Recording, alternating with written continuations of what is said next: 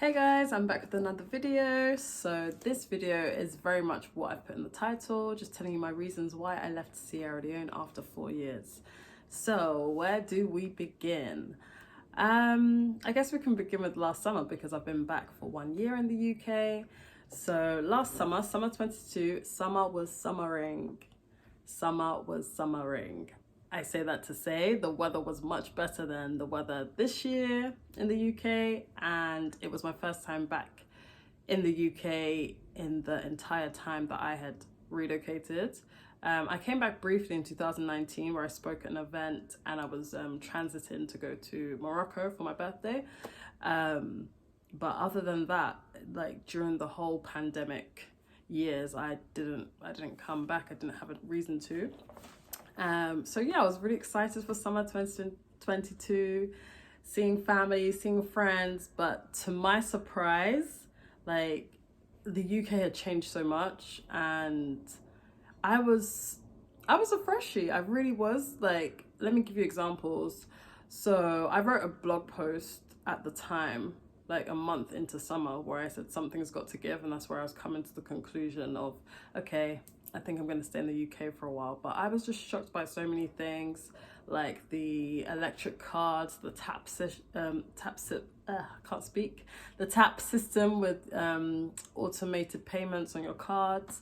Because when I left the UK, that wasn't a thing. Like tapping, the only thing you would tap is your Oyster card, not necessarily like your bank card or being able to pay for things via your phone. So that was really a shock to me. I mentioned electric cars. There's always a story that I talk about, and that is when I went for dinner with my cousin and her husband, and he has an electric car and he charged the car, and we were walking to the restaurant and I was just so perplexed, like, okay, you're leaving your charge on the car, but isn't anyone going to take it? And they had to explain to me, like, no, it's locked, it's secured. And then I was like, it was at that moment in time I was like, yeah, I need to return back to the UK because things were moving so fast, or so much had happened in those 3 years. And I just feel like when you're in Sierra Leone, where change happens but it's not as fast, it's a bit more gradual,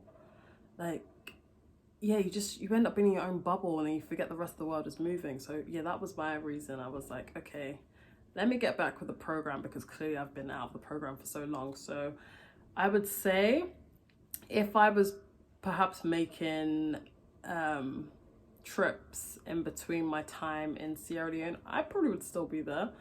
But yeah, it was just such a big shock to the system, if I'm being very honest. I'm so sorry if I'm going really fast. I have an event to head to, so I was like, let me try and do this video before going to the event. Also, yes, I'm a glasses bae, 4 eyes. My 4 eyes people, let me know if you also wear glasses in the comments. But yeah, so those were my initial thoughts when I thought, okay, everything is moving really fast over here.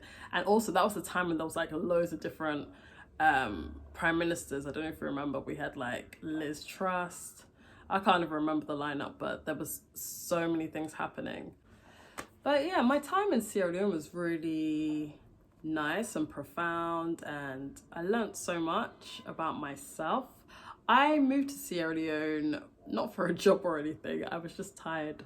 It sounds very privileged to say. I guess it is privileged, but I was just tired of the UK. And I also thought to myself, if I can survive living in Senegal for 2 years, I used to live in Senegal, and I got on fine. I found my way, made a new community of friends and colleagues, and I got on fine. So I just thought, if I can survive in a country that I don't have any support or I don't know anybody, what's stopping me from doing it in my own country of origin?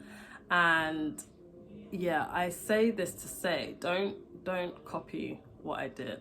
Disclaimer, if you're moving to another country, please have a plan and have a job, have all the essential things in place. I moved to Sierra Leone because my mum and my stepdad are there. We have a family business. I had a lot of cushion, so I was in a position where I could only thrive. A lot of the basics were already in place for me in terms of accommodation. I had transport. Yeah, like I said, quite privileged. I'm fully aware of that.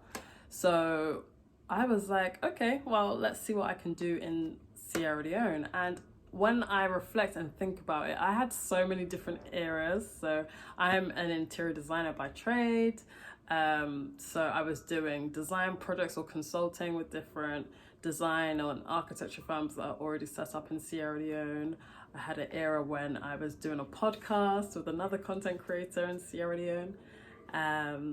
I went into digital marketing. I did that role for a startup company called Grow Salon. I ended up hosting events. I did so many different things, and I also feel like I was quite burnt out by the end of it, but I wasn't able to acknowledge that burnout until I was in the UK. So when I was in the UK, that's when when you're just like on the outside looking in. So although I say I had a good time in Sierra Leone, a lot of the stuff I was doing, it's like I was just keeping my head above water because I didn't have that security net of a job. I was very much like project.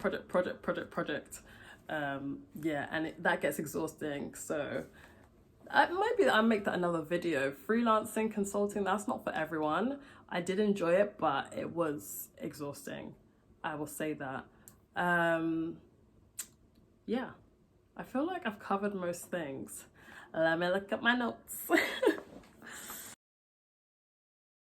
So yeah, there was a time last year summer when my sister, she lives in South London, and she rents and she shares with two other, well, at the time was two other ladies, and one of the ladies was moving out.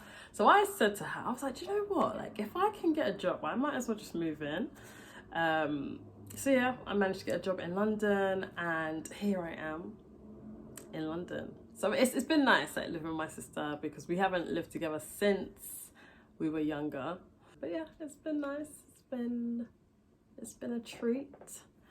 But yeah, I feel like I'm not giving this video my all, if I'm honest, just because I need to head out somewhere and I need to catch the train to get there. So I am gonna just leave it like this. If I think of anything else, there might be another segment, or I might just record another time, or I might just do another video. Let's see. But yeah, if you have any questions, please leave them down in the comments, or feel free to email me at info@yasmintells.com. But yeah, I feel like I've covered most things, like my main reasons why I left, and that was just because I needed the change and I needed to keep up with the times.